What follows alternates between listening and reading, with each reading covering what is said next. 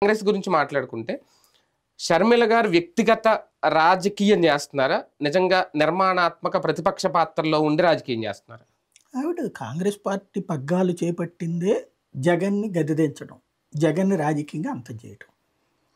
తను వాస్తవంగా తను కోరుకున్నది ఆస్తిలో వాటా కోరుకుంది, రాజకీయంలో వాటా కోరుకుంది. అంటే అధికార ప్రతిపక్షంలో ఎవరున్నారు అనేది అనవసరమా? కాంగ్రెస్ కానీ షర్మిల గాని తను ఒక లక్ష్యం పెట్టుకుని వచ్చింది. ఇప్పుడు జగన్మోహన్ రెడ్డి కాంగ్రెస్ అనే దాన్ని అంతం చేయాలని లక్ష్యం పెట్టుకోవాలి. తన లక్ష్యం ఏంటంటే జగన్మోహన్ రెడ్డి తన అధికారంలోకి రావడం. తన అధికారంలోకి వచ్చినప్పుడు కాంగ్రెస్ ఆటోమేటిక్గా సైడ్ అయిపోయింది. ఇప్పుడు మన లక్ష్యం ఏంటి అన్న దాని మీద పాలిటిక్స్ ఆధారపడి ఉంటాయి. జగన్మోహన్ రెడ్డి లక్ష్యం తన అధికారంలోకి రావడం.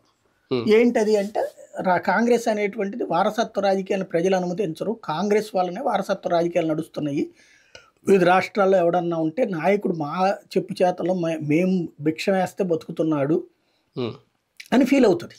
అంటే మా లోకల్ నాయకుడు 10% అయితే 90% మార్కులు మాయి అని ఫీల్ అవుతుంది.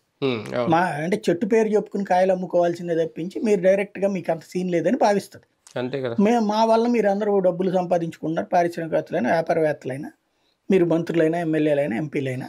కాబట్టి వారసత్వం అనేది మాకు తరతరాల నుంచి వచ్చినటువంటి హక్కు. అది నెహ్రూ తర్వాత మధ్యలో లాల్ బహదూర్ శాస్త్రి వచ్చినా, ఇంకెవరు వచ్చినా ఇందిరాగాంధీనే కదా వారసత్వం వచ్చింది. మళ్ళీ ఇందిరాగాంధీ తర్వాత మధ్యలో పివి వచ్చినా, ఎవరు వచ్చినా మళ్ళీ ఏదైతే వీళ్ళు తీసుకొచ్చుకున్నారు కదా సోనియా గాంధీ, ఇదే రాజీవ్ గాంధీ